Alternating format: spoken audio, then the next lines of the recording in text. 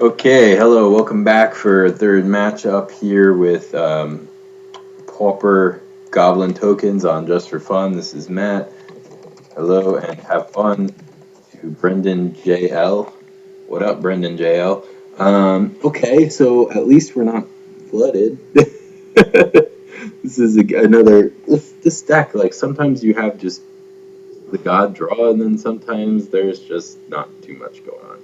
We have no one drop here, which is pretty embarrassing. Well, let's see. Let's see how we do anyway. We don't. You never know what you're up against. So as long as there's no life gain, we can probably win through whatever it is. We got a lot of tokens we can generate here. Now I always play Dragon Fodder first. Oh God, probe means we're probably up against a deck I call Eye Candy. And I'll definitely do some matches with that pretty soon. Um, I'm assuming that's what we're up against here. So there's Delvers, Killing Fiends, and yeah, unless he's just playing Delver, which is a thing too. But I don't play Probe and Delver, so I'm not sure. Anyway, I've always played Dragon Fodder first with this deck before War Marshal because the upkeep, the Echo upkeep, whatever you want to call it. If this is Killing Fiend, we're probably just dead. If this is Delver, probably win through whatever. Oh God, he flips off a probe. Okay, good. Keep paying life because that's really good for us.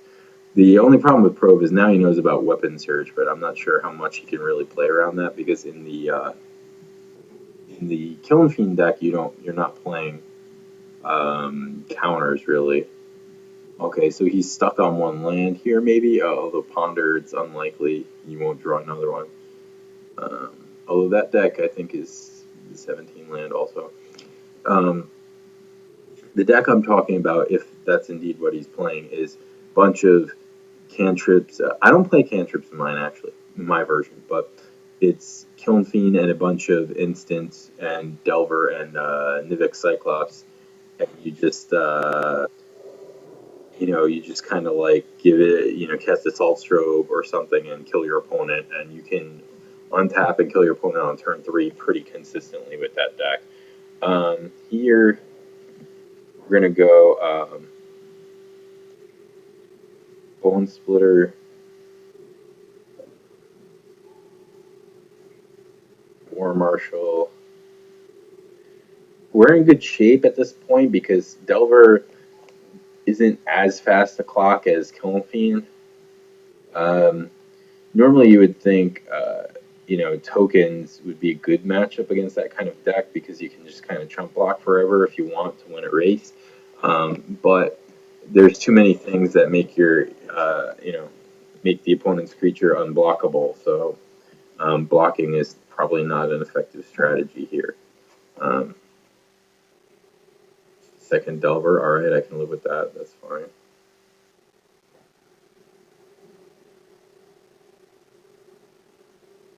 So here we're definitely not paying Echo because we don't want to waste all that mana.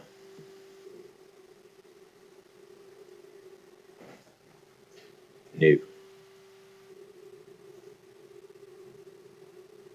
Okay, Mountain, not the best, not what we want to see.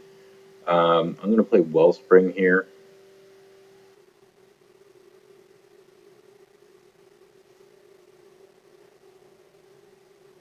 Bushwhacker.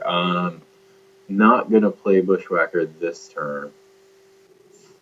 Going to play War Marshal and set up Bushwhacker Weapon Surge for the win next turn. So if he doesn't kill us, he's dead. So for F6 purpose, I'm going to play War Marshal. And, based on his having 1 mana, it's pretty unlikely that we're dead. Let's see how this goes.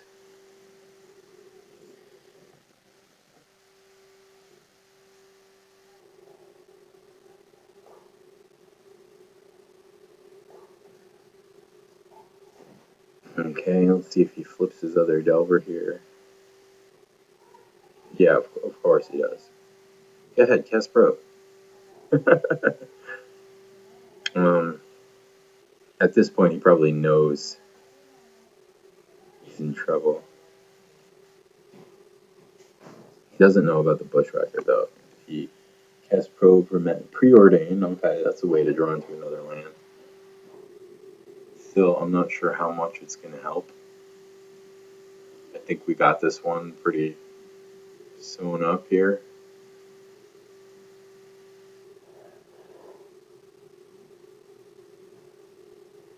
Another good thing about not paying Echo on War Marshal is that Bushwhacker gives haste anyway, so it doesn't matter that the token's coming into play.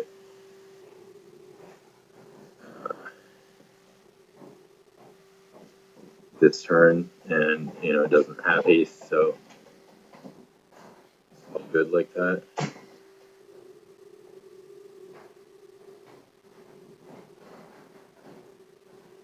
Okay, so no, we're not going to pay Echo. See what we draw, although Coldotha Rebirth would be sick. No, of course we just flood out as usual. Here, let's Bone Splitter something at random.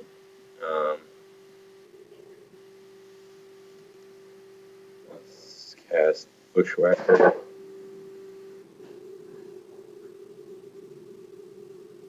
Okay, now we have enough, plenty of damage here.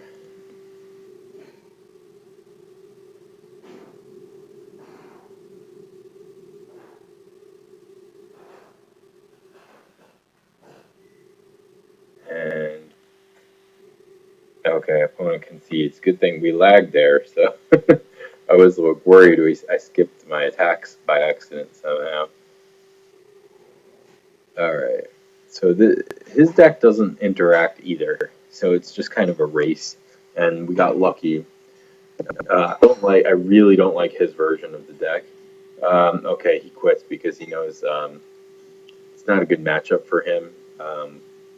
And you'll learn more about that when I play that deck, which, by the way, I also ported to Modern, and I had made two versions. There's a black-red version that's more consistently a turn 2 deck, and then there's the blue-red version, which is occasionally turn 2, but most of the time it's turn 3 or 4. But still extremely powerful. So we'll play that later. But this one forced a concession pretty early. Maybe I'll try to get another match if I can, because we didn't really go off, but we did do quite a bit of damage that game. So anyway.